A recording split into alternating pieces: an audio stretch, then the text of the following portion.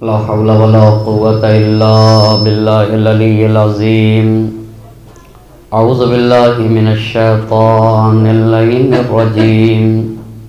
بسم الله الرحمن الرحيم. الحمد لله رب العالمين. الصلاة والسلام على أشرف الأنبياء والمرسلين خاتم النبيين سيدنا ومولانا أبي القاسم محمد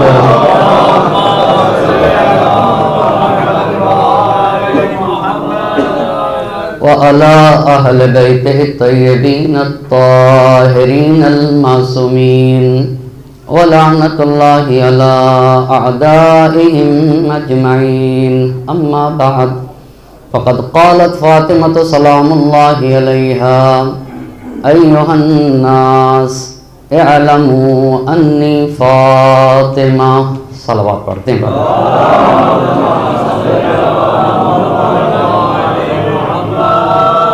خمسہ مجالس کی تیسری گفتگو ہے اور عنوان گفتگو ہے فاطمہ کیا ہیں.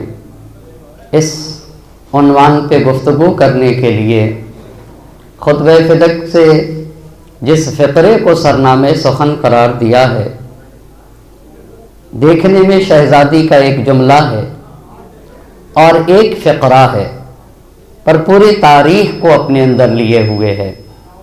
ایھا الناس اعلموا انی فاطمہ، اے لوگوں پہچانو میں ہی فاطمہ، و ابی محمد، اور میرے بابا اللہ کے نبی ہیں جو حضرت محمد مصطفیٰ صلی اللہ علیہ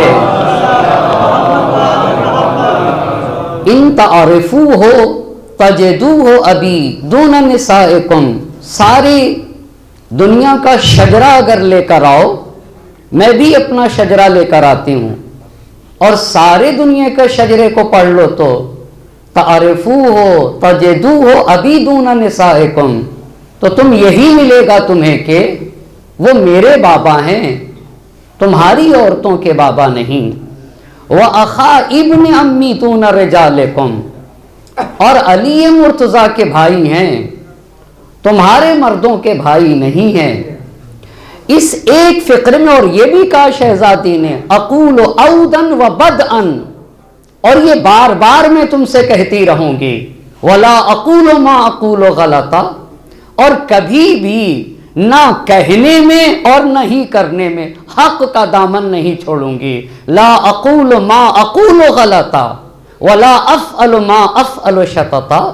ہم قول اور فعل کے صادق ہیں، ہم آئے تطہیر کے مصداق ہیں، ہم آئے کونوا مع الصادقین کے مصداق ہیں. لا اقول ما اقول غلطا، ہمارے ہاں غلطی کا امکان نہیں ہے. ولا افعل ما افعل شططا، ہم کبھی بھی حق سے دور نہیں ہو سکتے. بار بار میں تمہیں کہتی رہوں گی. کیا کہوں گی؟ اعلموا انی فاطمہ و ابی محمد، میں فاطمہ، میرے بابا محمد مصطفیٰ ہیں. اب توجہ کریے گا، صلوات پڑھ دے بر محمد اور آل محمد. گفتگو کو بالکل جوڑتے ہوئے مسلسل ترتیب سے چاہوں گا کہ گفتگو کروں، اور ویسے ہی کرتا ہوں، اور آپ میری گفتگو سے بہتر طریقے سے آشنا اور واقف بھی ہیں. نبی گرامی مکہ مکرمہ میں سن 1 عام الفیل کو 17 ربیع الاول کو پیدا ہوئے، پر اللہ کے نبی مکے میں پیدا ہوئے. 40 برس کے ہوئے تو قرآن کا نزول ہے. قرآن کا نزول یعنی دین کا نزول ہے. دین مکہ مکرمہ میں اترا ہے. دین کے اترنے کے بعد، قرآن کے نزول کے بعد 13 برس تک اللہ کے نبی مکے میں رہے. پھر ہجرت کر کے مدینہ آئے. ہجرت کر کے جب مدینہ آئے تو 10 برس مدینہ منورہ میں رہے. ہجرت کے پہلے سال مسجد النبی بنائی. ہجرت کے دوسرے سال علی مرتضیٰ علیہ السلام کے ساتھ شہزادی دو عالم کی شادی ہے. ہجرت کے تیسرے برس امام حسن علیہ السلام کی ولادت ہے، پر مدینے میں ہے.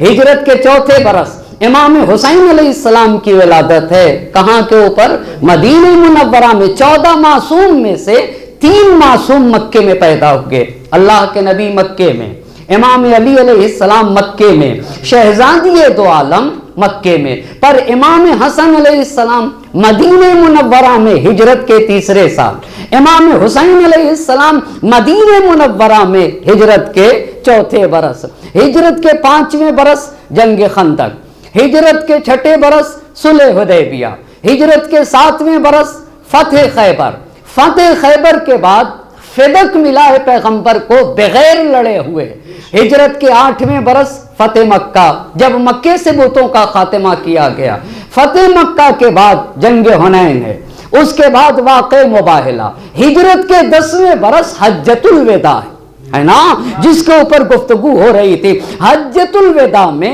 ہجرت کے 10ویں برس 26 ذیقعد کو اللہ کے نبی نکلے تھے، 1 لاکھ سے زیادہ کا مجمع لے کے نکلے تھے۔ اچھا، 26 ذیقعد کو مسجد شجرہ سے عمرے کا احرام باندھا، مکے میں گئے، طواف کیا، طواف کرنے کے بعد 8 ذی الحجہ کو حج کے لیے روانہ ہوئے، 9 ذی الحجہ کو مقام عرفات پر پہنچ گئے، وقوف عرفہ میں پیغمبر پاک نے تقریر کی، اس تقریر میں چند اہم باتیں بتائیں، وہ آپ کی خدمت میں عرض کر چکا، بالکل تکرار نہ کروں گا۔ کرنے کے بعد حج مکمل کرنے کے بعد واپس ہوئے تو غدیر خم کے میدان پہ امام علی علیہ السلام کی امامت اور جانشینی کا اعلان کیا، پھر واپس آئے نبی کرام۔ ذی الحجہ کا مہینہ تمام ہو گیا، ذی الحجہ کے مہینے کے بعد پھر سن 11 ہجری محرم کا مہینہ گزر گیا، 11 ہجری میں جب سفر کا مہینہ آیا تو نیمے ماہ سفر میں لشکر اسامہ کو تیار کیا رومیوں سے جنگ کرنے کے لیے، اور اکابرین صحابہ سے کہا پیغمبر پاک نے کہ تمہیں جانا ہوگا، جس میں پہلے خلیفہ سے بھی کہا تم کو بھی جانا ہے، دوسرے خلیفہ سے کہا تمہیں بھی جانا ہے، ابو عبیدہ ابن جراح سے کہا تمہیں بھی جانا ہے، تاکید کی تھی، اور یہ بھی پیغمبر پاک نے کہا تھا لعن اللہ من تخلف عن جیش اسامہ، اگر کوئی بھی نہ گیا تو اس کے اوپر اللہ کی لعنت ہوگی۔ یہ پیغمبر پاک نے اپنی کتابوں سے نہیں نقل کر رہا ہوں، شرح ابن ابی الحدید معتزلی نے لکھا ہے۔ اچھا، پھر پیغمبر پاک کی حالت غیر ہوئی، سارے لوگ اسامہ اور ان کے ساتھی کھڑے رہے وہیں کے اوپر مقام جرف پہ، لوگ واپس آ گئے، واپس آئے تو پیغمبر پاک نے توجہ کریے گا مسجد میں گئے، جانے کے بعد کہا کہ 2 گراں قدر چیزیں چھوڑے جا رہا ہوں، ایک کتاب اور دوسرے میری عطرت اور میرے اہل بیت ہیں۔ پھر پیغمبر پاک گھر واپس آ گئے، پیغمبر پاک کے وجود میں حرارت کی وجہ سے حرارت کو کم کرنے کے لیے اطراف مدینہ سے 7 کنووں سے پانی منگائے گئے تھے، اور اس پانی کو پیغمبر پاک کے وجود اقدس پہ ڈالا گیا۔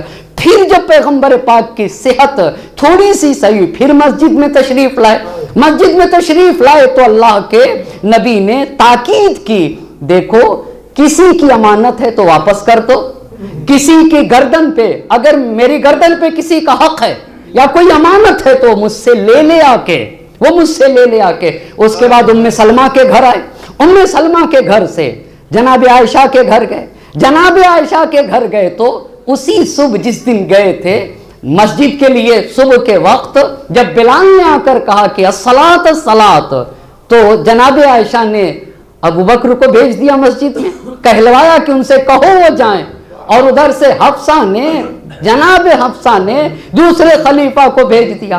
اب جب پیغمبر پاک کو پتا چلا تو پیغمبر پاک نے ایک مرتبہ ایک ہاتھ علی مرتضیٰ کے بازو پہ، دوسرا فضل ابن عباس ابن عبد المطلب کے ہاتھ پہ۔ اچھا، مسجد میں گئے، دیکھا کہ پہلے خلیفہ محراب میں تکبیر کہہ چکے، تاریخ نے لکھا ہے پیغمبر نے کہا پیچھے ہٹے، خود تکبیر کہہ کے نماز پڑھائی، اس کے بعد سب کو بلایا، کیوں نہیں لشکر اسامہ میں گئے؟ وہ بھی کل آپ کو عرض کر چکا۔ اور پھر جب پیغمبر کی حالت غیر ہوئی تو یہاں پہ کاغذ اور قلم کا مطالبہ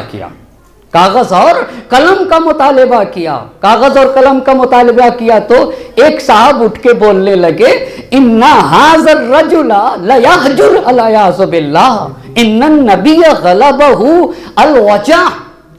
यानी नबी अलियाज़ु बिल्लाह हिस्यान बक हस्बुना किताब अल्लाह, कहा कि इनके ऊपर हिस्यान का गलबा है, हिस्यान का गलबा है। उसके बाद पैगंबर ने कहा कुमु अन्नी, तुम सब के सब यहां से चले जाओ। नबी के महजर में लड़ाई झगड़ा अच्छी बात नहीं है। ला यंबगी इंदन नबी तनाज़ुन, नबी के हुजूर में लड़ाई झगड़ा, सबको भगा दिया। इमाम अली को अपने करीब बुलाया, सीने से लगा के चंद चीजें कल दी थी, चंद चीजें दी थी, वो भी अर्ज कर चुका। फिर इमाम को बुलाया, कहा मेरे भाई को बुलाओ। जब भाई को बुलाया गया तो 1000 बाब इल्म के तालीम फरमाए, 1000 बाब।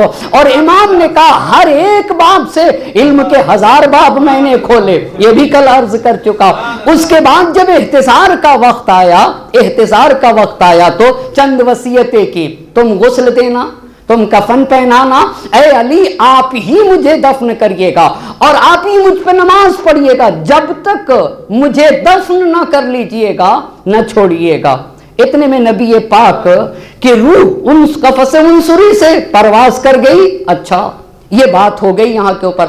28 सफर, बहुत तवज्जो करिएगा, आज की गुफ्तगू करना चाहूंगा। फातिमा पासबान तालीमात कुरान है, जिसने तालीमात कुरान का तहफ़्फ़ुज़ किया है उसे फातिमा कहा जाता है।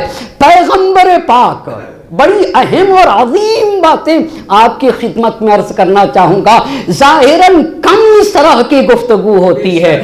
28 सफर को दो शंबे के दिन ज़ोहर के वक्त पैगंबर की वफात है। 28 सफर दो शंबे यानी मंडे का दिन था। मंडे के दिन कब नबी पाक की वफात है?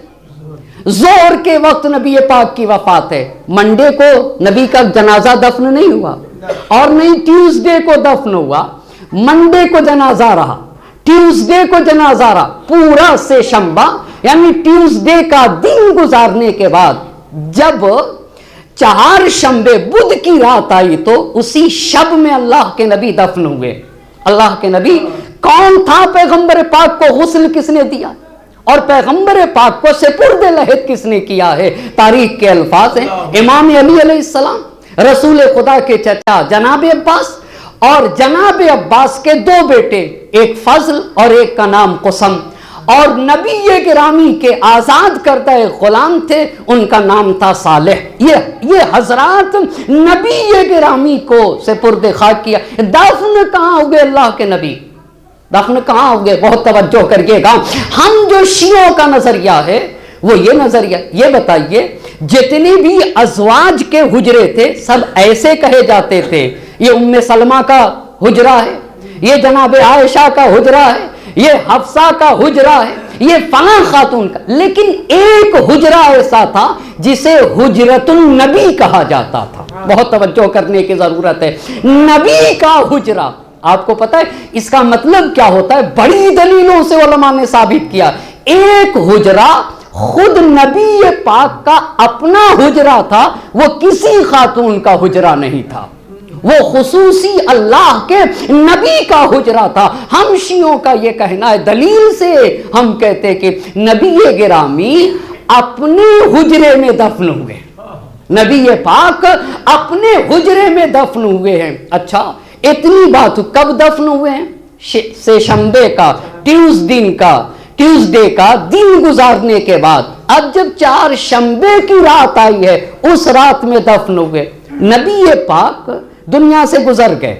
अच्छा गुजर गए तो ये जो दूसरे खलीफा हैं, दूसरे खलीफा, लोगों ने कहा कि अल्लाह के नबी दुनिया से गुजर गए, तो इन्होंने कहा कि हरगिज नबी ने वफात नहीं पाई है। कहा नबी दुनिया से नहीं गए। कहा वो मुनाफिक है, बहुत तवज्जो करके कहा, वो मुनाफिक है जो ये कहेगा कि नबी दुनिया से चले गए। नबी के ऊपर सख्त बेहोशी तारी है, वो दुनिया से नहीं गए। जिस तरीके से 40 दिन तक हजरत मूसा अलैहिस्सलाम अपनी कौम की नजरों से गायब हुए थे, ऐसे ही अल्लाह के नबी आसमान पे गए हुए हैं, वो वापस होंगे اور اگر کوئی کہتا ہے کہ وہ دنیا سے چلے گئے، یہ تاریخی حقیقت ہے، تو میری تلوار سے اس کا سر قلم کر دیا جائے۔ اتنے میں یہ باتیں کہہ رہے تھے کہ مسجد سے قرآن کی ایک آیت کی آواز اتری، آواز آنے لگی، وما محمد الا رسول قد خلت من قبلہ الرسل افإن مات او قتل انقلبتم علی اعقابکم ومن ينقلب علی عقبیہ فلن یضر اللہ شیئا وسیجزی اللہ الشاکرین۔ توجہ کریے گا، محمد صلی اللہ علیہ وآلہ وسلم صرف اور صرف اللہ کے رسول ہیں۔ قد خلت من قبل الرسل، آپ ذرا آئے کریمہ تو دیکھیے، اس سے پہلے، نبی سے پہلے جتنے انبیاء آئے سب نبی آئے اور ہر نبی آنے کے بعد دنیا سے چلا گیا، ایسے ہی میرا نبی بھی ہے۔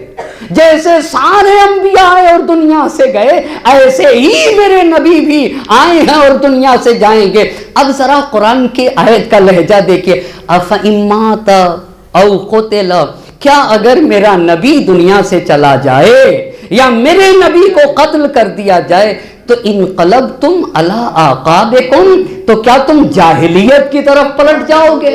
اللہ اللہ، کیا تم جاہلیت کی طرف پلٹ جاؤ گے؟ ومن ینقلب علی عقبیہ، اور جو جاہلیت کی طرف پلٹ جائے گا وہ خود کو نقصان پہنچائے گا۔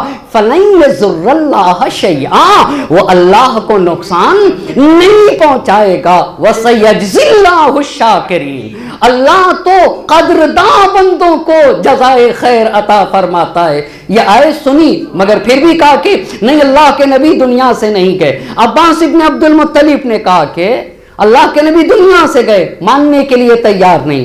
اتنے میں ان کے ساتھی آ گئے۔ ساتھی کون؟ پہلے خلیفہ کا مدینے سے تھوڑی سی دور کے اوپر ایک گاؤں تھا سنخ نام کا، وہ کسی کام سے اسی گاؤں میں گئے ہوئے تھے۔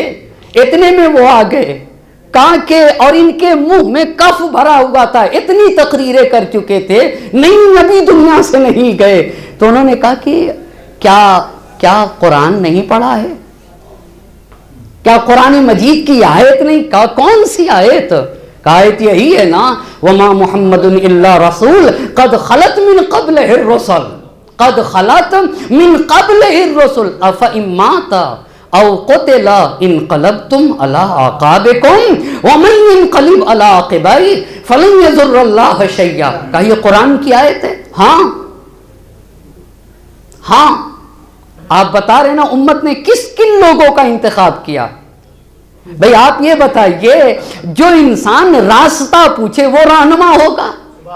آپ مجھے یہ بتائیے نا، بھئی جو انسان راستہ پوچھتا ہے، راستہ پوچھنے والا رہنما ہوگا یا نہیں؟ یہ رہنما ہدایت یافتہ ہوتا ہے، اسے پوچھنے کی ضرورت نہیں ہوتی۔ جو راستہ بتاتا ہے وہ رہنما ہوتا ہے، جو پوچھے جس کو اتنا ہی نہیں پتا کیا یہ بھی قرآن میں آیت موجود ہے؟ جب انہوں نے کہا ہاں تو خاموشی اختیار کی۔ یہ بھی وفات نبی کے بعد ایک مسئلہ، لیکن ایک اہم بات کہنا چاہ رہا ہوں، توجہ کریے گا، بڑی عظیم بات آپ کی خدمت میں۔ فاطمہ پاسبان تعلیمات قرآنی ہے نا، شہزادی دو عالم نے خطبہ فدق میں ایک عظیم بات کہی۔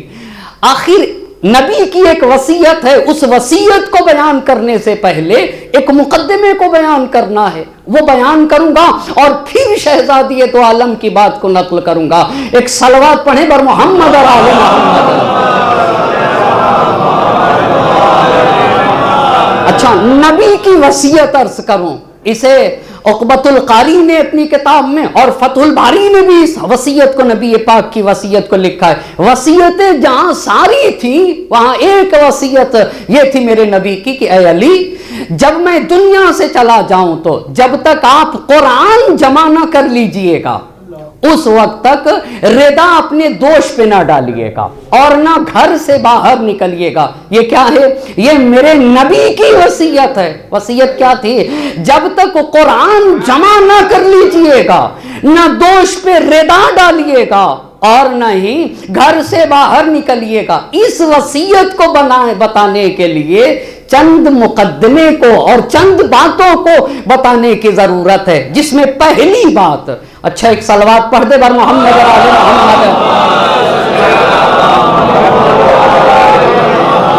پہلی بات، پہلا مقدمہ، آج انشاءاللہ اس بات کو جان کے ہم یہاں سے اٹھیں گے کہ یہ قرآن مجید کا مسئلہ کیا تھا، جس کے لیے شہزادی دو عالم نے خطبہ فدق میں کہا ہیہات منکم وکیف بکم وانا توفکون۔ تم نے وفات نبی کے بعد ایسے کام کیے، تم نے یہ کیوں کر دیا، تم نے کیوں قرآن کو چھوڑ دیا؟ وَأَنَّا تُوفَكُونَ، کہاں تم جاؤ گے، کہاں جاؤ گے، کس طرف تم جاؤ گے، کہاں تم پلٹنے والے ہو؟ وَهَذَا كِتَابُ اللَّهِ بَيْنَ أَظْهُرِكُمْ، یہ اللہ کی کتاب تمہارے سامنے ہے اور تم نے اسے پسے پشت ڈال دیا۔ اس پہ توجہ کرنے کی ضرورت ہے، اسی لیے آج کی گفتگو کا عنوان ہے فاطمہ پاسبان تعلیمات قرآنی ہے۔ ایک صلوات پڑھ دیجئے گا بر محمد اور آل محمد۔ اچھا، اس بات کو نبی کی وصیت کیا ہے ذرا آپ مجھے بتاتے ایک مرتبہ۔ اے علی، جب تک قرآن جمع نہ کر لیجئے گا، جب تک قرآن جمع نہ کر لیجئے گا، نہ دوش پہ ردا ڈالیے گا اور نہ ہی گھر سے باہر نکلیے گا۔ اس وصیت کو بتانے کے لیے چند مقدمے کی ضرورت ہے۔ بتانا اس لیے بھی چاہتا ہوں بعض باتوں کو، ہم کالج میں نہیں جا سکتے، ہم یونیورسٹیوں میں نہیں جاتے ہیں، ہم اسکولوں میں نہیں جاتے ہیں، پر ہماری قوم کے بچے اسکولوں میں جاتے ہیں، کالجز میں جاتے ہیں، یونیورسٹیوں میں جاتے ہیں، قوم کے دوسرے لوگوں سے ان کا رابطہ ہوتا ہے، انہیں جاننا ضروری ہے۔ ہم جان کے اپنی قوم کو بتائیں اور ہماری قوم جان کے سارے لوگوں کو بتائے۔ اسی لیے تو سب دین کی تبلیغ میں شریک ہوں گے، ہم بھی شریک ہیں اور آپ بھی شریک ہوں گے۔ ایک صلوات پڑھ دے بر محمد اور آل محمد۔ اب نبی کی وصیت بتانا، مگر اس کے لیے جو اسلام اترا ہے نا، وہ دو وحی کے ذریعے سے اترا ہے۔ کتنی وحی کے ذریعے سے؟ دو وحی۔ اب اس پہ ذرا سا غور کرنے کی ضرورت ہے اور ذرا توجہ کرنے کی ضرورت ہے۔ کتنی وحی کے ذریعے سے دین اترا ہے؟ دو وحی کے ذریعے سے۔ ایک وحی قرآنی اور ایک وحی بیانی، دو وحی، اور اسے ذہن میں رکھنا ہوگا۔ اور میں چاہوں گا کہ میرے ساتھ آپ بھی جب میں پوچھوں تو آپ بھی دہرائیے گا۔ پہلی وحی کا نام کیا ہے؟ وحی قرآنی، اور دوسری وحی کا نام کیا ہے؟ وحی بیانی۔ مولانا آپ اس کی وضاحت کر کے، وحی قرآنی کیا ہے اور وحی بیانی کیا ہے، توجہ کریے گا۔ وحی قرآنی کی پہلے گفتگو کروں گا۔ وحی قرآنی کسے کہا جاتا ہے؟ یہ جو ہمارے درمیان قرآن موجود ہے، یہ وحی قرآنی ہے۔ کیا کہا؟ یہ جو قرآن ہمارے درمیان موجود ہے نا، یہ وحی قرآنی ہے۔ بہت توجہ کریے گا، جس میں نہ کسی طرح کی کمی ہوئی اور نہ ہی کسی طرح کی زیادتی ہوئی ہے۔ یہ وحی قرآن ہے جو ہمارے اور آپ کے نبی حضرت محمد مصطفیٰ صلی اللہ ہاں، پس آپ بتائیے وحی قرآنی کی پہلی بات، یہی جو موجودہ قرآن ہے یہ کیا ہے؟ وحی قرآنی ہے۔ ایک بات موجودہ قرآن۔ دوسری بات، اس کے الفاظ معنی کے ساتھ ساتھ الفاظ بھی خدا کے ہیں۔ الفاظ بھی کیا ہیں؟ خدا کے، یعنی جو اس میں الفاظ آئے الحمدللہ رب العالمین، یہ سارے کے سارے الفاظ کس کے ہیں؟ خدا کے ہیں۔ تیسری بات، اسی وحی قرآنی میں، وحی قرآنی یعنی یہ جو موجودہ قرآن ہے، اس میں اصول دین بتائے گئے۔ اصول دین میں کیا کیا آتے ہیں؟ توحید۔ اسی میں یہ بتایا گیا جو خالق ہے، پیدا کرنے والا بھی ایک، پالنے والا بھی ایک ہے، اللہ اللہ، رب بھی ایک ہے اور خالق بھی ایک ہے۔ اسی میں عدل کو بتایا گیا، اسی میں قیامت کا تذکرہ ہے، اسی میں حساب و کتاب کا تذکرہ ہے، اسی میں ارسال رسول آدم علیہ السلام سے حضرت خاتم تک آنے والے نبیوں کا تذکرہ ہے، اور اسی میں یہ بتایا گیا کہ سارے انبیاء کی اطاعت واجب۔ انبیاء کی اطاعت کیا ہے؟ انبیاء واجب، ان کی اطاعت واجب ہے۔ بس کتنی باتیں اب تک کر چکا؟ ایک وحی قرآنی، موجودہ قرآن، دو الفاظ اللہ کے، تین اسی قرآن میں جو موجودہ قرآن ہے اصول دین بتائے گئے، فروع دین، نماز، روزہ، حج، زکوٰۃ، خمس، امر بالمعروف، نہی عن المنکر، یہ سارے کلیات اس کے اندر بتائے گئے۔ تین باتیں ہو گئی۔ چوتھی بات، یہی جو قرآن ہے موجودہ قرآن، یہی ہمارے اور آپ کے نبی کا ابدی معجزہ ہے۔ یہی قرآن، یہ جو موجودہ قرآن ہے نا، یہی ہمارے اور آپ کے نبی کا ابدی معجزہ ہے، جس کے لیے خود قرآن نے کہا لَإِنِ اجْتَمَعَتِ الْجِنُّ وَالْإِنسُ، اگر جن و انس سب کے سب جمع ہو جائیں کہ قرآن کے جیسا ایک سورہ لے کر آ جائیں تو وہ قرآن کے مثل نہیں لا سکتے۔ بس چار باتیں ہوئیں۔ پہلی بات بتائیے، موجودہ قرآن وحی قرآنی، اس کے سارے الفاظ خدا کے ہیں۔ اور تیسری بات کیا کہی آپ سے میں نے؟ اس میں اصول دین اور فروع دین۔ چوتھی بات کیا بتائی؟ چوتھی بات یہ بتائی کہ یہی موجودہ قرآن میرے نبی کا معجزہ ہے۔ پانچویں بات، اسی موجودہ قرآن کی حفاظت کی ذمہ داری خالق نے لی ہے۔ وہ کہانی اِنَّا نَحْنُ نَزَّلْنَا الذِّکْرَ وَإِنَّا لَهُ لَحَافِظُونَ، ہم نے اس کتاب کو نازل کیا ہے، ہم ہی اس کی حفاظت کرنے والے ہیں۔ اس کو کہتے ہیں وحی قرآنی۔ اسے کیا کہا جاتا ہے؟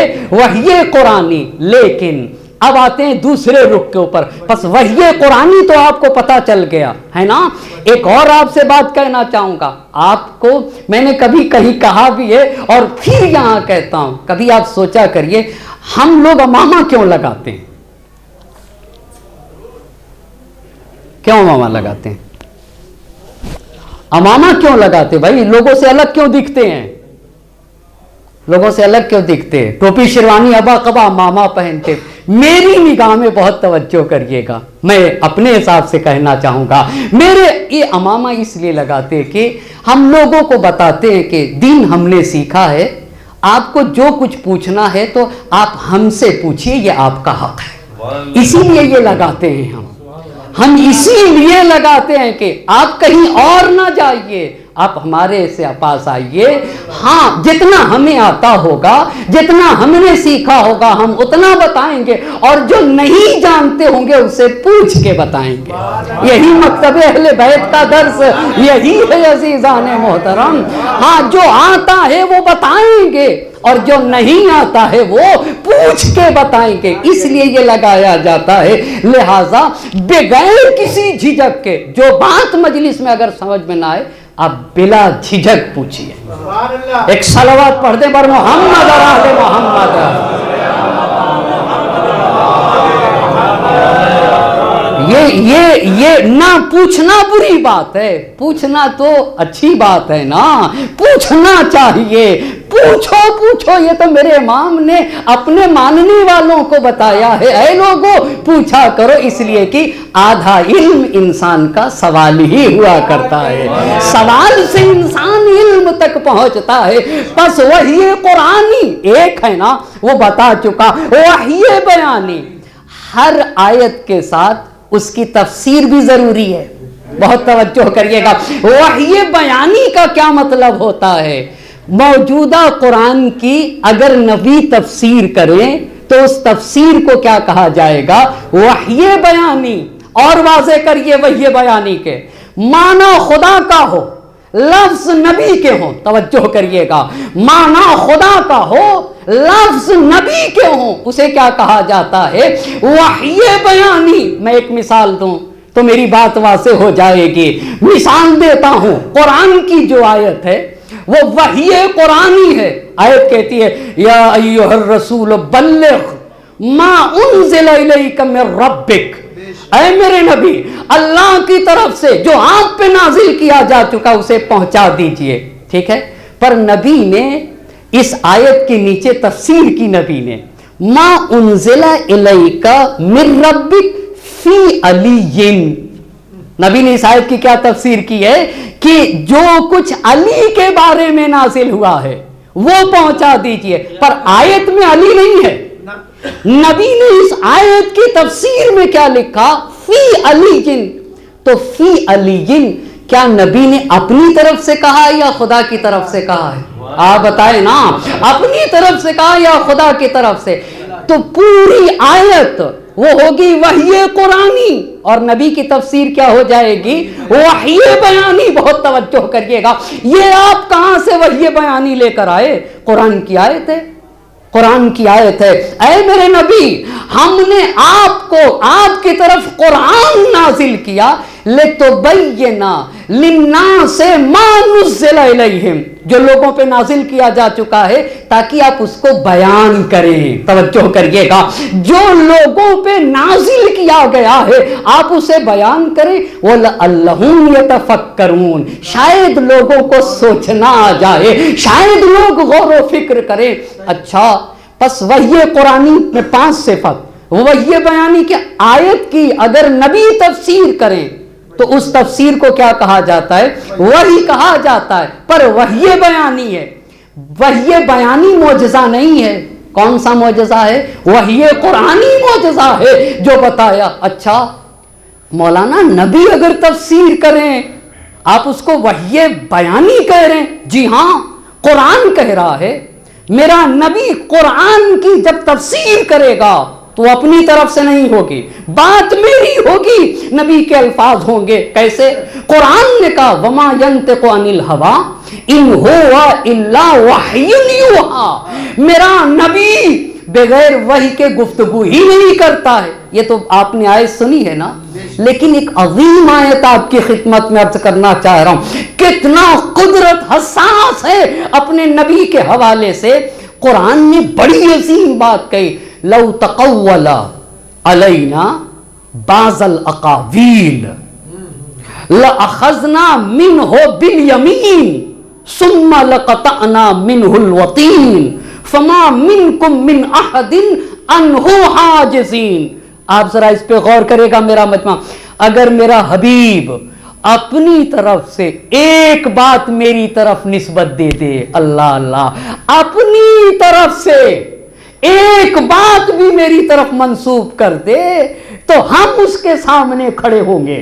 کون کون کھڑا ہوگا؟ خدا. خدا اتنا ہی نہیں، صرف کھڑے نہیں ہوں گے، ثم لقطعنا منہ الوتین، ہم اس کی شہرگ حیات کو کاٹ دیں گے. اگر ایک بات بھی میرے حبیب نے اپنی طرف سے میری طرف منسوب کر دیا تو ہم اپنے حبیب کی شہرگ قلب کو کاٹ دیں گے، شہرگ حیات کو کاٹ دیں گے، اور تم سب کے سب بچانا چاہو تو بچا نہیں سکتے ہو. فما منکم من احد عنہ حاجزین، مجھ خدا کے مقابل میں کوئی بھی کھڑا نہیں ہو سکتا ہے. اس کا مطلب کیا ہوا؟ نبی قرآن کی جو تفسیر کریں گے وہ اپنی طرف سے کریں گے یا خدا کی طرف سے کریں گے؟ خدا کی طرف، وہ بھی وحی ہے. فرق کیا ہے؟ ایک وحی قرآنی ہے اور ایک کیا ہوگی؟ وحی بیانی ہوگی. ایک صلوات پڑھ دے بر محمد و آل محمد. ایک اور صلوات پڑھیے گا بر محمد و آل محمد. آپ یقین جانیے مجھے بہت اس بات کی خوشی ہے کہ ہاں اس شہر گورکھپور میں اتنی توفیق ہوئی مجھ جیسے طالب علم کو کہ ایک علمی بحث کو آپ کے درمیان پیش کر سکوں. اور یہی مجلس کا مقصد ہے. جس چھت کے نیچے جمع ہو کر ہم نبی اور آل نبی کا ذکر کرتے ہیں نا، وہاں عمیق باتیں کی جاتی ہیں، وہاں فکروں کو بیدار کیا جاتا ہے، وہاں ذہنوں کو بیدار کیا جاتا ہے، وہاں حیات کی بات کی جاتی ہے. زندگی چلنے پھرنے کا نام نہیں ہے، زندگی علم کا نام ہے. اللہ اللہ، علم کا نام ہے زندگی. جس کے یہاں جتنا علم ہے اتنا ہی زندہ ہے، اور جتنی جہالت پائی جاتی ہے اتنی ہی مردگی پائی جاتی ہے. اس کا مطلب یہ ہوا کہ مجلس انسان کو صاحب حیات بناتی ہیں، جو مردگی سے نکال کے زندگی میں بدل دے انسان کو، اسے فرش عزا کہا جاتا ہے۔ حقیقی حیات پانا ہے تو فرش عزا پہ آنا ہوگا۔ ایک صلوات پڑھ دے بر محمد اور آل محمد۔ اچھا، اب ایک بات تو حل ہو گئی آپ کے درمیان، ایک ہے وحی قرآنی اور ایک کیا ہے؟ وحی بیانی۔ اب آپ سے پوچھنا چاہوں گا، جب میرے نبی جب قرآن کی تعلیم دیتے تھے تو کیا صرف آیت پڑھتے تھے یا آیت کی تفسیر بھی کرتے تھے؟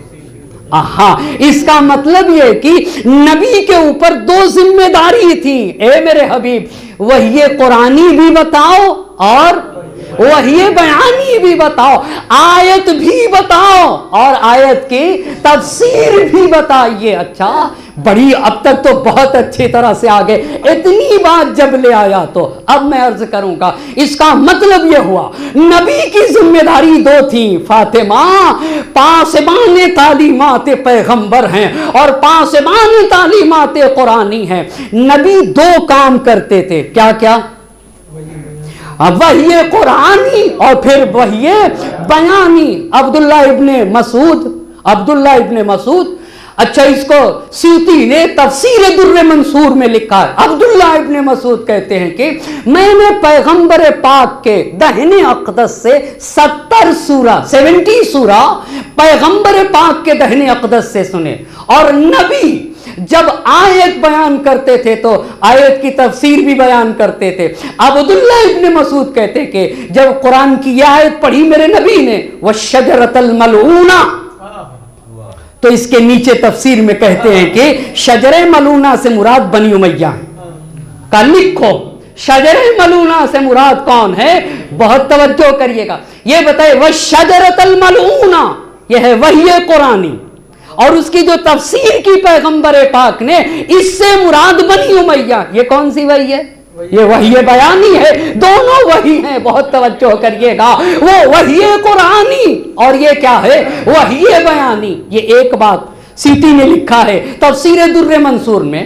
مسند احمد حنبل نے اس بات کو نقل کیا ہے کہ پیغمبر کے ایک صحابی نے کہا کہ انہم کانوا یقترؤون من رسول اللہ 10 آیات فلا یأخذون فی العشر الاخرى حتی یعلموا ما فی هذه من العلم والعمل۔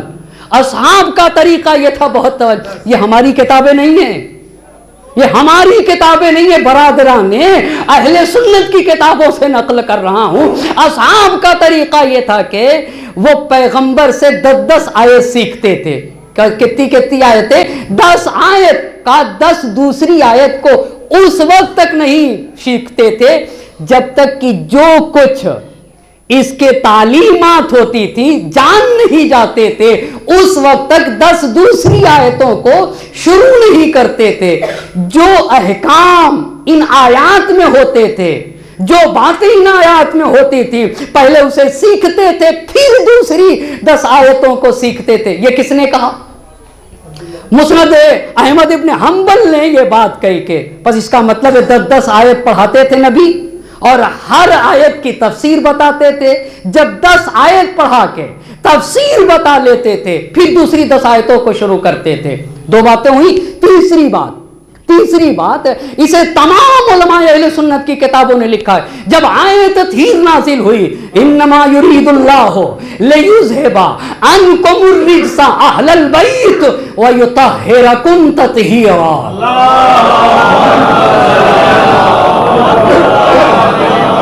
کہا جب یہ آیت اتری تو پیغمبر نے سے پوچھا یہاں کیا لکھا جائے تفسیر میں؟ بس آیت تطہیر وحی قرآنی، اور آیت تطہیر کی تفسیر کیا ہو جائے گی؟ وحی بیانی۔ پیغمبر نے کہا لکھو علی، فاطمہ، حسن اور حسین۔ اچھا، بس علی و فاطمہ اور حسن حسین کس کے ضمن میں لکھا ہوا تھا؟ آیت تطہیر کے ضمن میں۔ اچھا، بس آیت تطہیر وحی قرآنی، علی و فاطمہ حسن حسین کیا ہوں گے؟ وحی بیانی۔ اچھا، پھر سورہ تحریم پہ چلیے۔ سورہ تحریم کی ایک آیت آئی، ان تتوبا इलल्लाह फकद सगत कुलूबुकुमा, अगर तुम दो औरतें, कौन, अगर तुम दो औरतें अल्लाह की बारगाह में तौबा करो, फायदा नहीं है, तुम्हारे दिल टेढ़े हो गए। इसके नीचे लिखवाए पैगंबर पाक ने, लिखो ये कौन मुराद है, कहा जनाब हफ्सा और जनाब आयशा मुराद है, लिख दिया गया। बहुत तवज्जो करिएगा, आयत वही है कुरानी, तफसीर क्या होगी, वही बयानी। और कुरान कह रहा मेरा हबीब अगर एक बात भी अपनी तरफ से कह देगा तो शहर के हयात काट देंगे।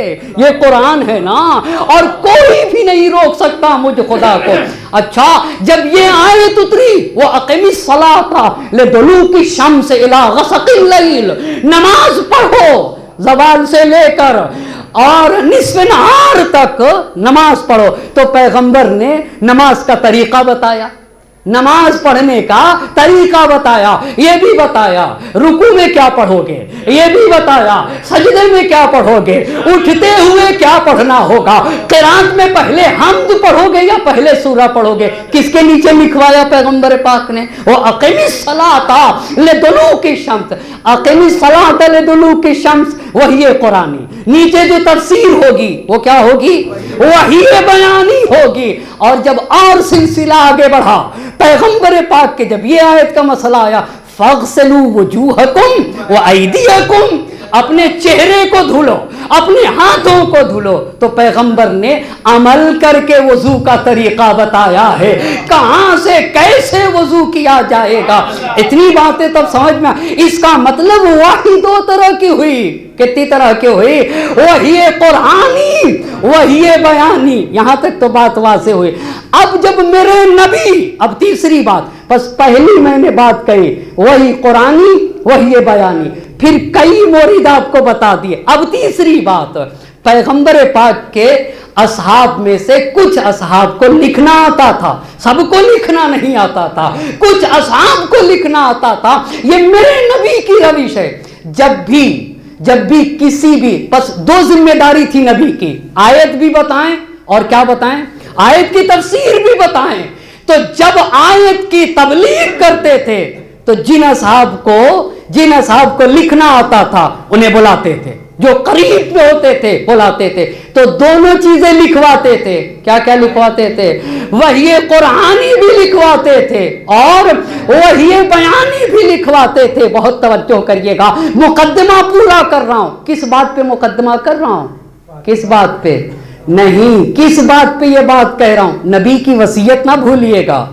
वसीयत क्या थी, वसीयत क्या थी, नहीं, वसीयत क्या थी, वसीयत ये थी, हे अली जब तक कुरान जमा न कर लीजिएगा, न रिदा दोष पे डालिएगा, न घर से। असली ये बात है, वो क्या मसला था, इस मसले को बयान करने के लिए एक सलावत पढ़े बर मोहम्मद और आले मोहम्मद, एक और मिलजुल कर बर अज़मते मोहम्मद और आले मोहम्मद।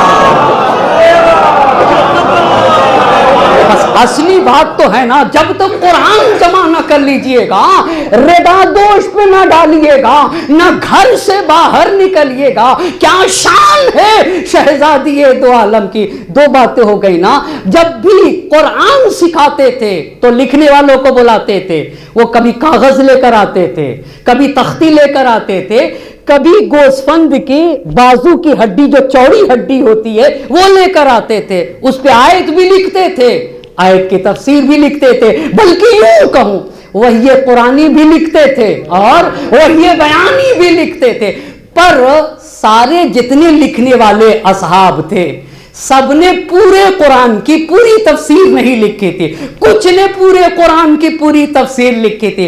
पर नबी भी एक नुस्खा अपने घर में रखते थे, नबी भी एक नुस्खा अपने घर में रखते थे। बहुत तवज्जो करिएगा, नबी के घर में जो कुरान था वो वही कुरानी भी था और वही, यानी हर आयत की तफसीर के साथ नबी के घर में रखा हुआ था। मगर वो नबी के घर में जो रखा था, कुछ कागज पे, कुछ तख्ती पे और कुछ हड्डी के ऊपर और कुछ हरीर के कपड़े पे। अब नबी की क्या वसीयत है, اب نبی کی کیا وصیت ہے؟ میں حدیث پڑھتا ہوں نبی گرامی کے، حدیث پڑھتا ہوں نبی گرامی کے، یا علی القرآن خلف فراشی، اے علی یہ قرآن ہے، یہ میرا بستر ہے، یہاں یہ قرآن رکھا ہوا ہے، اے علی القرآن خلف فراشی فی القراطیس والحریر والمصحف فخذوه واجمعوه ولا تضيعوه کما ضیعت الیہود التوراۃ۔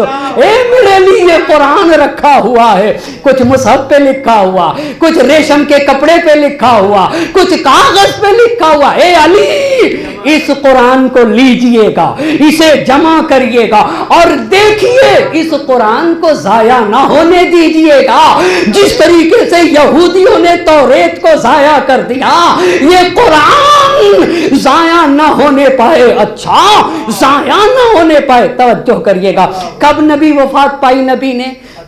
28 صفر، کب؟ دوشنبے منڈے کے دن ظہر کے وقت۔ دفن کب ہوئے؟ دفن کب ہوئے؟ بہت توجہ کرے گا میرا، شب چہارشنبہ رات میں دفن ہوئے۔ تاریخ نے علامہ مرتضیٰ عسکری رحمت اللہ علیہ، تاریخ کے بہت بڑے ماہر اور جید عالم دین کا نام ہے، جس نے مذہب تشیع کا بڑے اچھی طریقے سے دفاع کیا ہے، اسے علامہ مرتضیٰ عسکری رحمت اللہ علیہ کہا جاتا ہے۔ اب توجہ کریے گا، جب امام علی علیہ السلام چہارشنبے کی رات میں دفن کر چکے رسول خدا کو، تو دفن کے بعد، اب جب دفن کے بعد دوسرا کام، پہلا کام نبی کو غسل، کفن اور دفن کرنا تھا، دوسرا کام یہ جو نبی کے گھر میں قرآن تھا، اس قرآن کو مرتب کرنے لگے، اس میں سوراخ کر کے دھاگا پرونے لگے۔ کب سے؟ چہارشنبے کو، چہارشنبے کے بعد یعنی بدھ کو، جمعرات کو، جمعے تک مکمل کر دیا، علامہ مرتضیٰ عسکری رحمت اللہ علیہ نے لکھا، اور پورا قرآن مرتب کر کے روز جمعہ قمبر کو بلایا اور قمبر سے کہا ہے قمبر یہ قرآن اٹھاؤ، مسجد النبی میں چلو، مسجد النبی میں لے کے گئے۔ اللہ اللہ، وہ کون سا قرآن تھا نبی کے گھر میں؟ کون سا قرآن؟ وہی قرآنی بھی تھا اور وہی بیانی بھی تھا۔ آپ کو پتا، میں حدیث پڑھتا ہوں، خدا کی قسم، معصوم امام کا فرمان ہے، لو ان الناس قرأوا القرآن کما انزل علی محمد مختلف اسنان، اگر نبی کے گھر کا قرآن لوگوں تک پہنچ جاتا، یعنی وہی قرآنی اور وہی بیانی اگر دونوں پہنچ جاتے تو دو لوگوں میں بھی اختلاف نہ ہوتا۔ اللہ اللہ، دو لوگوں میں بھی اختلاف نہ ہوتا۔ اسی کو نبی کی بیٹی کہہ رہی تھی، ایھا الناس اعلموا انی فاطمہ، پہچانو مجھے فاطمہ کہا جاتا ہے، اور میرے بابا محمد مصطفیٰ صلی اللہ علیہ وسلم۔ ایک جاگتی ہوئی صلوات پڑھیں بر محمد۔ اچھا، کب بیٹھے آپ؟ ذرا میرا ساتھ دیں۔ چہارشنبے کو، بدھ کو، جمعرات کو، جمعہ کو قمبر کو بلایا۔ میں آپ کے بہت قدردانی کرتا ہوں اور آپ کا شکریہ بھی ادا کرتا ہوں کہ آپ مجھ جیسے ایک چھوٹے سے طالب علم کو سنتے ہیں اور وقت نکالتے ہیں، اور میں طالب علم ہونے کے عنوان سے کوشش کرتا ہوں کہ اپنی قوم تک، اپنے سماج تک، اپنے معاشرے تک دین کی، یہ ہمارا دین ہے، یہ ہمارا عقیدہ ہے، اسی پہ جینا ہے اور اسی پہ مر کے جانا ہے، جو آپ کے سامنے بیان کر رہا ہوں، اسی پہ زندگی گزارنا ہے اور اسی پہ مر جانا ہے۔ قمبر لے کے چلو، قمبر لے کر آگے، فنادا علی بِأَعْلَى صَوْتِهِ، کتاب سلیم بن قیس ہلالی نے لکھا، بلند آواز سے کہا، اور اب جو پڑھ رہا ہوں یہ اہل سنت کی کتاب میں لکھا ہے، وہ لکھا ہے امام इमाम ने जब गए तो देखा कि पहले साहब भी बैठे हैं, दूसरे साहब भी बैठे हैं और लोगों का मजमा है। उसमें कहा हाज़ा किताबुल्लाहि कमा अंज़लल्लाहु अला मुहम्मदिन, ये वही किताब खुदा है जिसे अल्लाह ने अपने नबी पे नाजिल किया है। वक़द जमाअतहु बैनल लौहतैन, मैंने दो दफ्ती के दरमियान इसे करार दिया है। मेरे इमाम ने कहा ये वही कुरान है जो अल्लाह ने अपने हबीब पे नाजिल किया है। तो एक साहब बोले, बहुत तवज्जो, तारीखी हकीकत है, वो कोई और साहब नहीं थे, वो दूसरे साहब थे। वो बोले इरफा मुसहफक। अल्लाह अल्लाह, अमा इससे बड़ी मजलूमियत क्या होगी। ला हाजता बिना इलैहि है। कितना मेरे नबी ने ताकीद की थी, दो चीजें छोड़े जा रहा हूं, एक अल्लाह की किताब और दूसरे मेरे अहले बैत। दूसरे साहब ने कहा इरफा मुसहफक, अपना कुरान लेके चले जाइए। ला हाजता बिना इलैहि है, हमको आपके कुरान की जरूरत ही नहीं। अल्लाह अल्लाह, नबी कहे अहले बैत को ना छोड़ना, ये कहे ना हमें आपकी जरूरत है, ना नबी की बयान करदा तफसीर की जरूरत है, अपना कुरान लेके जाओ। इमाम ने कहा देख लो, ला तरौनहु बाद हादा अबदा, अगर अली लेके चले गए, अल्लाह अल्लाह, अगर अली इस कुरान को अपने घर वापस लेके चले गए तो फिर इसके बाद तुम इस कुरान को देख ना सकोगे। इस कुरान को फिर किताब सुलैम बिन कैस हिलाली, अपने जवान भाइयों के लिए कहना चाहूंगा, मेरे छठे इमाम ने कहा है कि हम शियों के मजहब तशय्यो की बुनियाद है किताब सुलैम बिन कैस हिलाली। हर शिया के घर में किताब सुलैम बिन कैस हिलाली होना चाहिए। अहले बैत को अगर पहचानना चाहते हो तो सुलैम बिन कैस हिलाली की किताब को पहचानो और उसे पढ़ा करो। वो तशय्यो की अल्फाबेट है। अल्लाह अल्लाह, वो मजहब तशय्यो के अल्फाबेट है।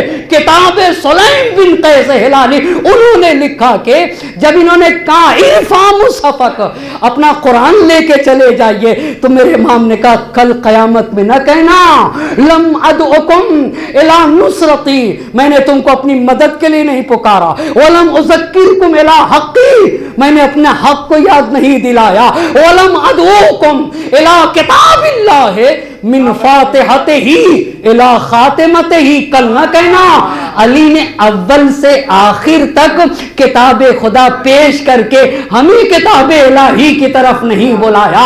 मैंने कर दिया अपना काम, मैंने हुज्जत को तमाम कर दिया, कल तुम शिकायत न करना। फिर वही दूसरे साहब बोले हमें इसकी जरूरत नहीं। बल्कि बाज़ तारीख ने लिखा है कि इमाम ने कहा कि मगर नबी ने ये नहीं कहा अहले बैत और कुरान से मुतमस्सिक रहना, ये दोनों हरगिज जुदा ना होंगे। तो यही दूसरे साहब बोले कि ये कुरान लेते जाइए अपने साथ ताकि अहले बैत और कुरान जुदा न होने पाए। एक सलवात पढ़े बर मोहम्मद और आले मोहम्मद, एक और सलवात का सहारा दे बर मोहम्मद और आले मोहम्मद। अच्छा, इमाम बहुत तवज्जो करिएगा, इमाम वापस लेके आ गए। शेख कुलैनी रहमतुल्लाह अलैह ने उसूल काफी में लिखा है कि ये कुरान कहाँ है। इमाम अली अलैहिस्सलाम जब तक हयात थे उनके पास, उनके बाद इमाम हसन अलैहिस्सलाम के पास, उनके बाद इमाम हुसैन अलैहिस्सलाम, और आज हमारे और आपके आखिरी इमाम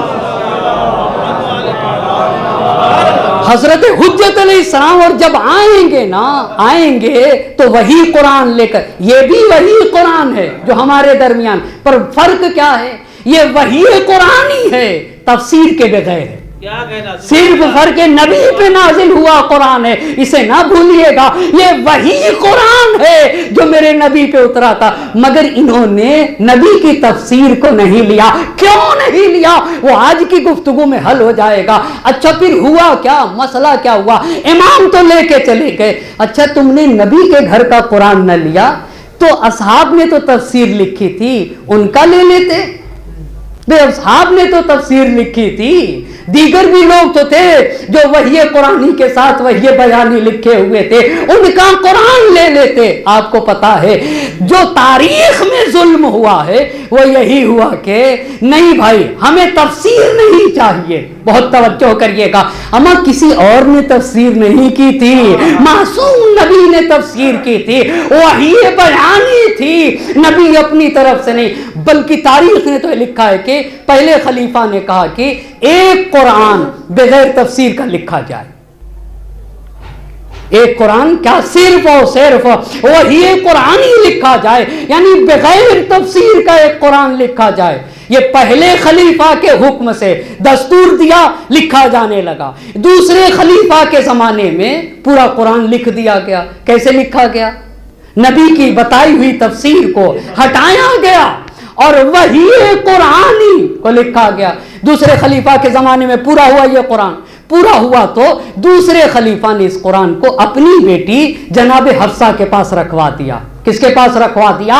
حفصہ کے پاس رکھوا دیا۔ آپ کو پتا ہے پہلے خلیفہ 11 سے 13 ہجری تک، دوسرے خلیفہ 13 سے 23 ہجری تک، تیسرے خلیفہ 23 سے 35 ہجری تک رہے۔ آپ بتائیے ایک مرتبہ پہلے خلیفہ کب سے کب تک رہے؟ 11 سے 13۔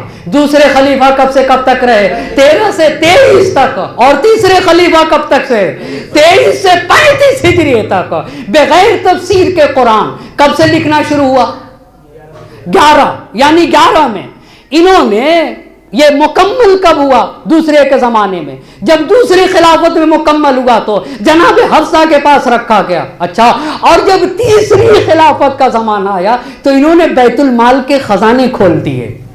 بیت المال کے خزانے، یہ تاریخی حقیقت ہے، تاریخی حقیقت ہے۔ تیسرے خلیفہ بنی امیہ سے تھے۔ کس سے تھے؟ تیسرے خلیفہ بنی امیہ سے تھے۔ جب انہوں نے، بہت توجہ کریے گا، بہت توجہ، یہ باتوں کا نچوڑ ہے، جب انہوں نے خزانے کھول دیے، رشتہ داروں کو پیسے دینے لگے تو اصحاب اعتراض کرنے لگے، آپ ایسا کیوں کرتے ہیں؟ آپ ایسا کیوں کریں؟ یہ بنی امیہ سے تھے۔ اور جب نہیں سمجھ میں آتی تھی تو قرآن کی آیت دکھاتے تھے، وہی بیانی والا قرآن، تفسیر والا قرآن۔ نبی لکھوا کے گئے، شجر ملونہ سے مراد بنی امیہ ہے، شجر ملونہ سے مراد بنی امیہ ہیں، یعنی ان کی مخالفت پہ اصحاب اعتراض کرتے تھے۔ صرف اعتراض ہی نہیں کرتے تھے، قرآن کی تفسیر دکھاتے تھے۔ اب آپ کو پتا چل رہا ہوگا کیوں نہیں قرآن لیا گیا، اما قرآن کی تفسیر دکھاتے تھے۔ تو انہوں نے، تیسرے خلیفہ نے جناب حفصہ سے کہا کہ وہ بغیر تفسیر والا قرآن دیجئے۔ کتنا؟ بغیر تفسیر والا قرآن دیجئے۔ بغیر تفسیر والا قرآن لے کے اس کے 7 نسخے لکھوائے۔ کتنے؟ 7 نسخے۔ ایک مدینے میں، دوسرا نسخہ مکے میں، تیسرا نسخہ یمن میں، چوتھا نسخہ دمشق میں، پانچواں نسخہ حمص میں، اور چھٹا نسخہ بصرے میں، 7واں نسخہ کوفے میں رکھوایا۔ اتنی جگہ کے اوپر رکھوایا۔ یہ کون سا تھا؟ بغیر تفسیر کا، یعنی صرف اور صرف وحی قرآنی تھا، وحی بیانی نہیں تھا۔ اس کے بعد بہت توجہ کرے گا میرا مجمع، اس کے بعد جن اصحاب نے تفسیر والا قرآن ان کے پاس تھا، سارے قرآن کو جمع کیا۔ کون سا قرآن تھا؟ جس میں وحی قرآنی بھی، وحی بیانی بھی، اور سارے قرآن کو جلا دیا گیا۔ اسی لیے ان کو کہتے ہیں حراق المصاحف، یعنی تیسرے خلیفہ کو جنہوں نے قرآن جلوایا ہے، ان کے لیے لکھا گیا۔ اچھا، سارے صحابہ نے تو قرآن دے دیا، تفسیر لکھا ہوا سارے صحابہ نے، پر ایک صحابی تھے جنہوں نے کہا کہ میں یہ قرآن نہیں دینے والا ہوں، وہ عبداللہ ابن مسعود ہیں۔ وہ کون ہیں؟ وہ عبداللہ ابن مسعود ہیں۔ انہوں نے کہا میں ہرگز یہ قرآن تمہیں نہیں دوں گا جہاں وحی قرآنی کے ساتھ وحی بیانی تھی۔ اسی لیے عبداللہ ابن مسعود کی شخصیت کو مجروح کیا گیا، کہ ان کی شخصیت کو مجروح کر دو، ان کے بارے میں حدیثیں گڑھی گئی ہیں، ان کو ہی بالکل گرا دیا جائے تاکہ ان کی بات کا اعتبار ہی نہ رہ جائے۔ ایک صلوات پڑھیں گے بر محمد، ایک اور صلوات صلوات پڑھ دیں گے بر محمد و آل محمد۔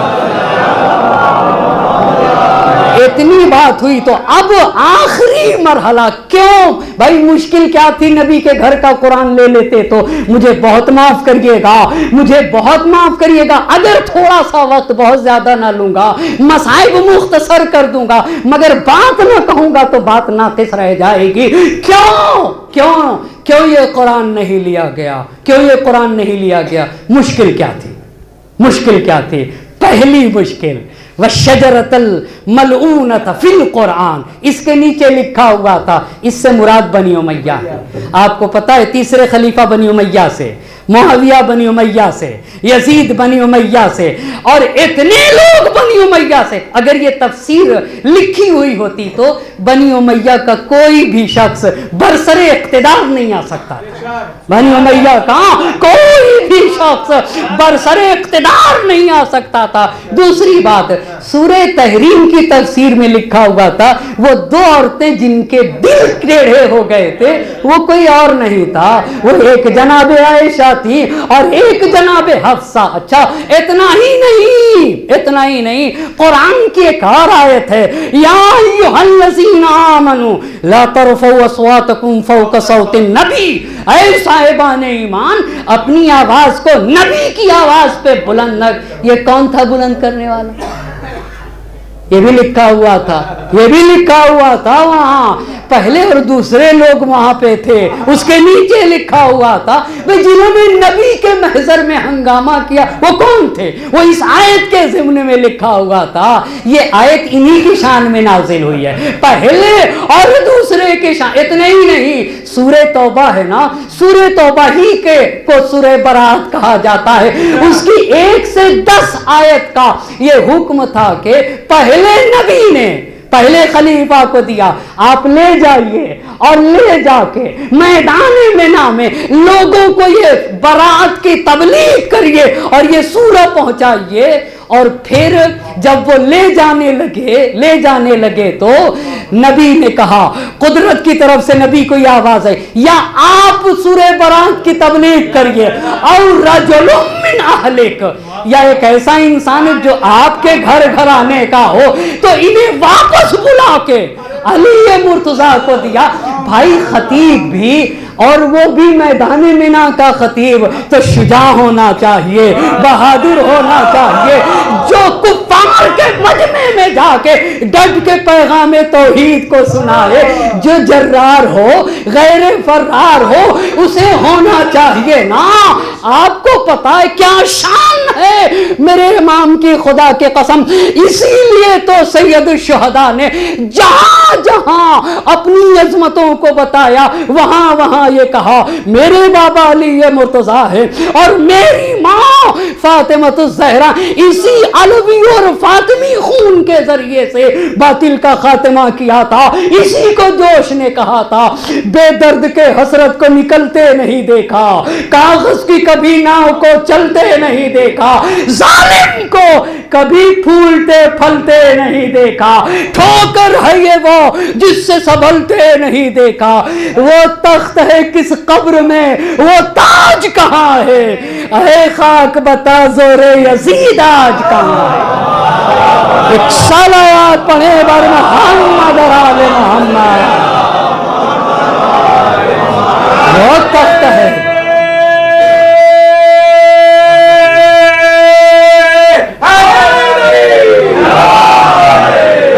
تخت ہے،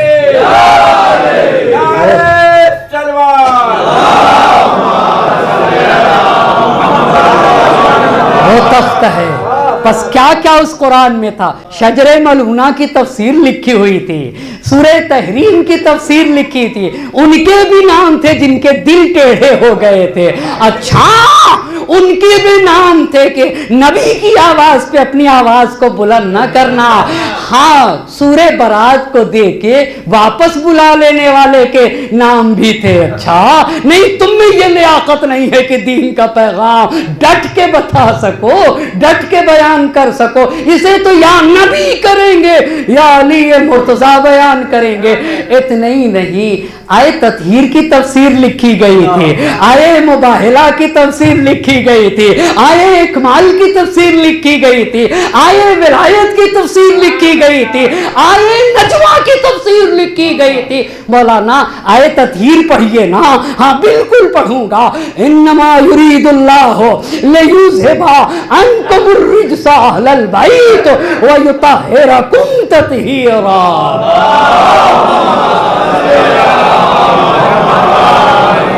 آیہ مباہلہ کیا ہے؟ فمن حاجک فیہ من بعد ما جاءک من العلم فقل تعالوا ندعو ابناءنا وابناءکم ونساءنا ونساءکم وانفسنا وانفسکم ثم نبتہل فنجعل لعنۃ اللہ علی الکاذبین. مباہلہ میدان میں کیا تھا, لوگوں کو بلا کے کیا تھا. اما آیت یہ کہتی ہے تم اپنے مردوں کو لے آؤ, ہم اپنے مردوں کو, اپنے بچوں کو لے آؤ, ہم اپنے بچوں کو. تم اپنی عورت نہیں, اپنی عورتوں کو, اپنے مرد نہیں, اپنے مردوں کو, اپنے بچوں کو. مگر ساری عورتوں کی جگہ فاطمہ گئی, سارے مردوں کی جگہ علی مرتضیٰ گئے, سارے بچوں کی جگہ حسن و حسین گئے. اللہ اللہ, مطلب کیا ہے؟ علامہ شرف الدین نے بتایا ہے لبنان کی سرزمین سے کیوں سارے مردوں کی جگہ تنہا علی مرتضیٰ گئے.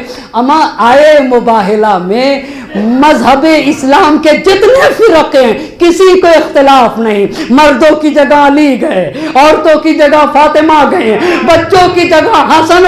اما مباہلہ نبی کی رسالت کی گواہی کا دن ہے نا. جن ہستیوں نے نبی کی صداقت کی گواہی دی ہے اسے علی کہا جاتا ہے, اسے فاطمہ کہا جاتا ہے, انہیں حسن و حسین کہا جاتا. یہ بھی لکھا ہوا تھا. علامہ شرف الدین کی آپ بات بتائیے نا, مردوں کی جگہ علی کو. اما دنیا کے تمام مرد ایک طرف اور علی مرتضیٰ اکیلے ہوں گے اور مقابلہ نہ ہو سکے گا. ساری عورتیں ایک طرف, فاطمہ اکیلی ہوگی, سارے بچے ایک طرف, حسن و حسین اکیلے ہوں گے. یہ ہے نا, یہ تھا. اچھا اور کیا تھا مولانا؟ آیہ اکمال کی تفسیر لکھی گئی تھی. الیوم آج, ڈے نہیں ٹوڈے, آج الیوم اکملت لکم دینکم واتممت علیکم نعمتی ورضیت لکم الاسلام دینا. جب علی مرتضیٰ کا دست مبارک بلند کر کے کہا من کنت مولا فہذا علی مولا, اللہم وال من والا وعاد من عادا منصر وانصر من نصرا واخذل من خذلا, اللہم ادر الحق حیث ما دار علی. اے اللہ حق کو ادھر موڑ دے جدھر علی مڑ جائے نا, جدھر علی مڑ جائے. آج دین کامل ہو گیا, آج نعمتیں تمام ہو گئی, آج اللہ نے دین کو تمہارے لیے پسند کر لیا. آئے ولایت بھی ہی کے بارے میں. اما نماز کی حالت میں جو زکات دے وہ کون تھا؟ وہ بھی اس میں لکھا ہوا تھا. انما ولیکم اللہ ورسولہ والذین آمنوا الذین یقیمون الصلاة ویؤتون الزکاة وہم راکعون. کون ہے جو رکوع میں زکات دے دیتا؟ لکھا ہوا تھا علی مرتضیٰ ہیں. آئے نجوہ کی تفسیر لکھی گئی تھی. کیا آئے یا ایھا الذین, آئے نجوہ کیا ہے؟ کچھ لوگ چاہتے تھے نبی سے آ کے راز کی باتیں کریں. قرآن کی آیت اتری پہلے صدقہ دو پھر باتیں کرو گے. اللہ اللہ, پہلے صدقہ دو پھر باتیں کرنا ہوگا. کون تھا جو صدقہ دے کے نبی سے گفتگو کرتا تھا؟ اللہ اللہ, وہ بھی صرف علی مرتضیٰ صدقہ دے کے نبی سے گفتگو کرتے تھے. یا ایھا الذین آمنوا اذا ناجیتم الرسول فقدموا بین یدی نجواکم صدقہ. اللہ اللہ, ذالک خیر لکم واطہر, ذالک خیر لکم واطہر فإن لم تجدوا اے لوگوں جب نبی سے آگے راز کی باتیں کرنا ہوا کرے، اے صاحبان ایمان تو صدقہ دیا کرو، صدقہ یہ تمہارے لیے بہتر ہے اور یہی تمہاری پاکیزگی کا ذریعہ، اور اگر نہ ہو دینے کے لیے تو اللہ بڑا غفور ہے، اللہ بڑا رحیم۔ یہ ساری تفسیریں لکھی ہوئی تھی۔ اب آپ کو سمجھ میں آیا کیوں قرآن کو، اس قرآن کو نہیں لیا گیا، صرف وحی قرآنی کو لیا گیا پر وحی بیانی کو چھوڑ دیا گیا۔ اسی لیے اسی قرآن کے لیے شہزادی نے بھی کہا کیف بکم ہیہات منکم وکیف بکم وانا توفکون وکتاب اللہ بین اظہرکم امورہ ظاہرہ احکامہ ظاہرہ اعلامہ باہرہ نواہیہ زواجرہ لائحہ اوامرہ واضحہ وقد خلفتموہ وراء ظہورکم رغبتا عنہ تریدون ام بغیرہ تحکمون۔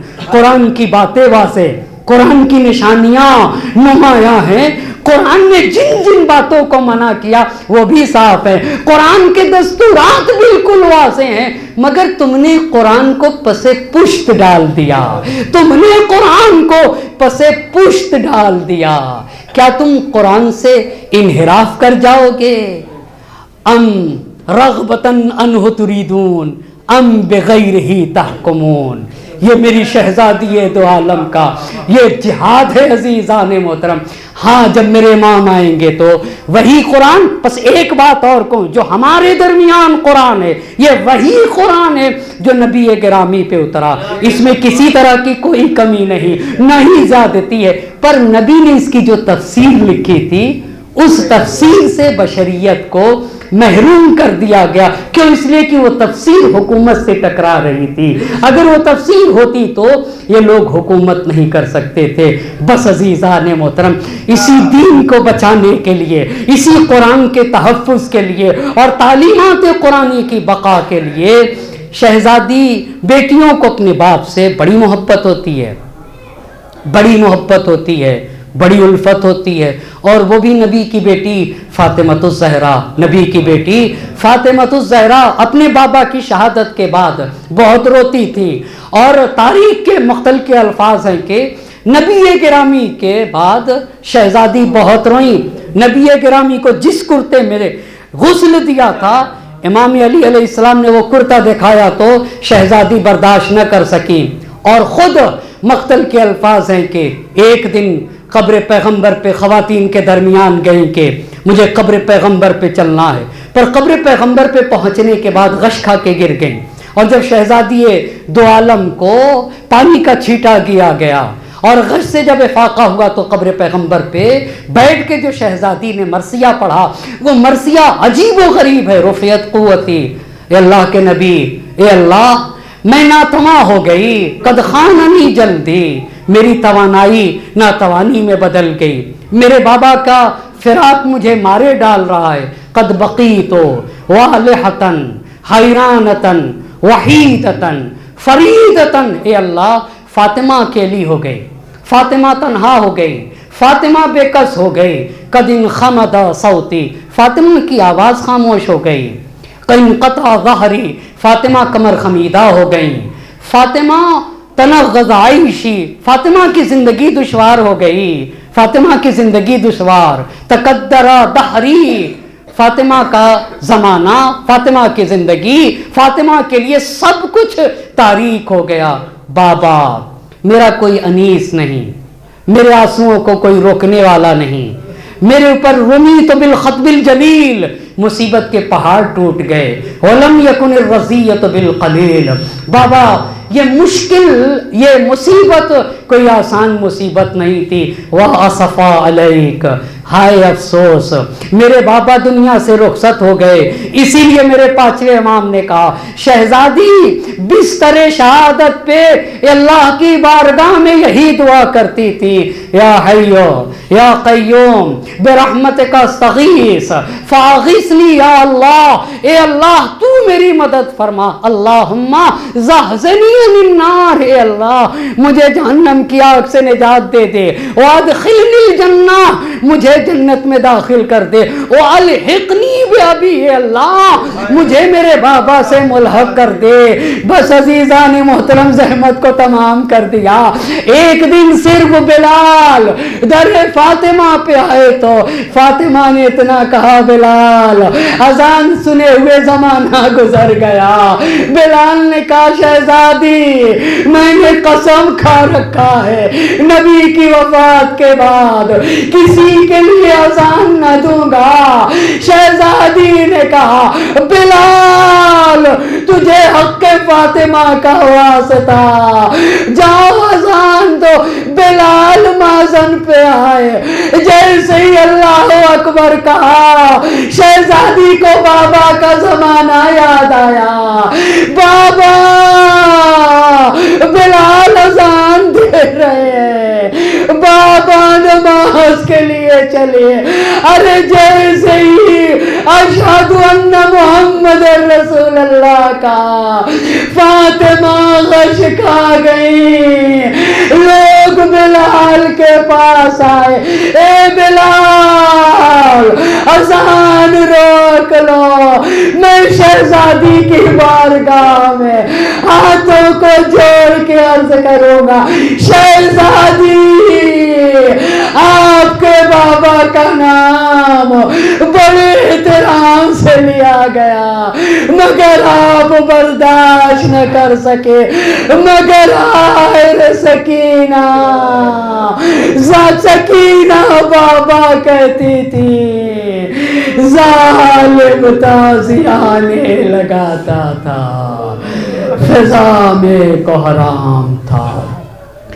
واہ حسینہ واہ مظلومہ وسيعلم الذين ظلموا أي منقلب ينقلبون إنا لله وإنا إليه راجعون إلهي بحق الزهراء وأبيها وبعلها وبنيها وسر المستودع فيها تسمرتبا باسمك يا الله يا الله يا الله يا الله يا الله يا الله يا الله يا الله يا الله يا الله۔ معبود ہماری اس مختصر سی عبادت کو اپنی بارگاہ میں قبول فرما، ہماری ناسوں کو رمال زہرا میں جگہ عنایت فرما، ہماری اس مختصر سی ادا کو شرف قبولیت عطا فرما۔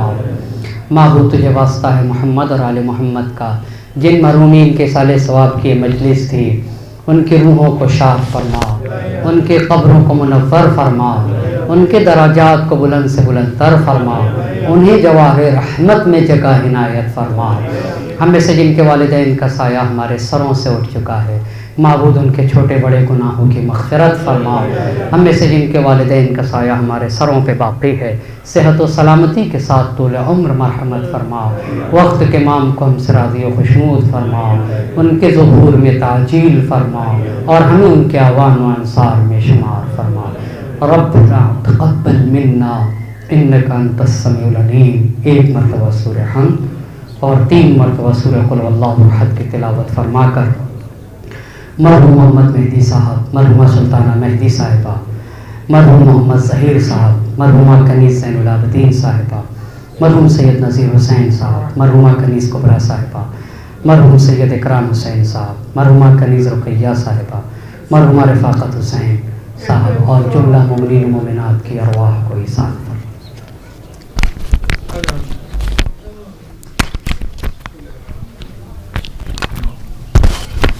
صلی علی محمد